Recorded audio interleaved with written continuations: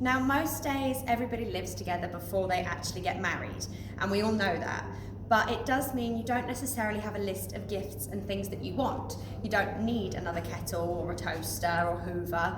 So actually 54% of couples nowadays ask for money as their wedding present. It can make everybody feel a little bit uncomfortable, but we have a few tips to make it a little bit easier. Now, one of the things we normally suggest is not asking for cash. And if you do ask for cash or checks, ask them to put it in a joint name. So maybe create a joint bank account before you do it, just because it can feel a little bit strange if you're giving money to only one of the couple.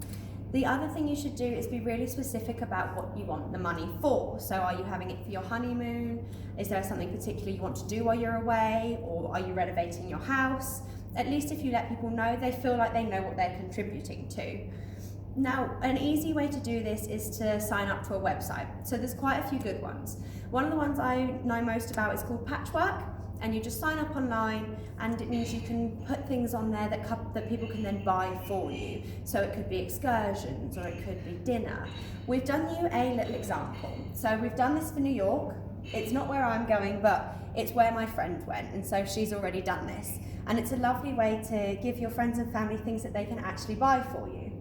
So Patchwork allows you to put up the idea, and then people can purchase that specific thing for you.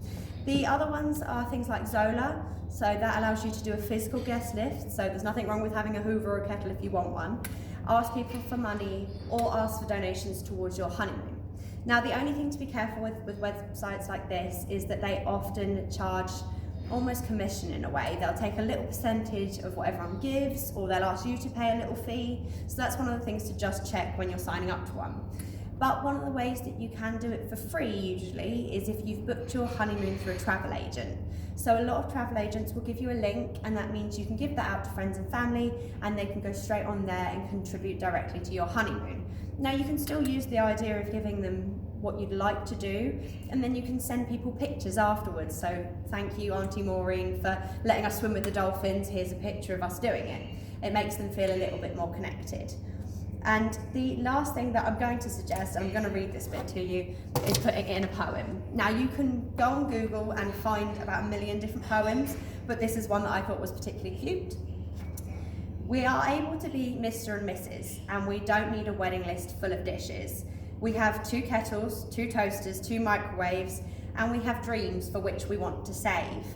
If you'd like to give us a gift, a cheque or vouchers would give us a little lift. We'd like to think of it as our wishing well, which will be filled with your love, we can tell.